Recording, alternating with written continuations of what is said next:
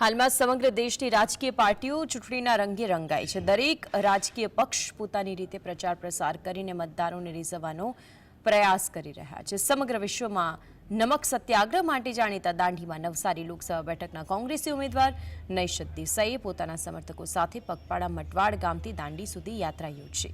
કોંગ્રેસ ઉમેદવાર નૈશદ દેસાઈ ગાંધીબાપુ જેવો પહેરવેશ ધારણ કરી ચૂંટણીમાં પ્રચાર કરવાનો સંકલ્પ કર્યો છે, જેના ભાગરૂપે ઉમેદવારી પત્ર ભર્યા બાદ મટવાડથી દાંડી સુધી પગપાળા યાત્રા યોજી, જેમાં તેમની સાથે કોંગ્રેસી કાર્યકર્તાઓ અને સમર્થકો હતા। મહત્વની વાત છે કે મહાત્માની પ્રતિમાને વંદન કરી સૂતરની આંટી પહેરાવી જીએસટી એક મોટું કૌભાંડ હોવાના આક્ષેપો કરી ભાજપ સરકાર પર તેમણે પ્રહાર કર્યા।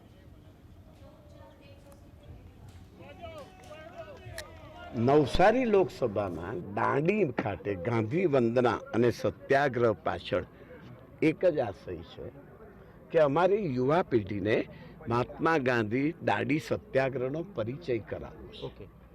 આ એક જ આશય છે અને સ્વતંત્રતા અને સમાનતાની લડાઈ લડવા માટે આ શપથ લેવા, વંદના કરવી બહુ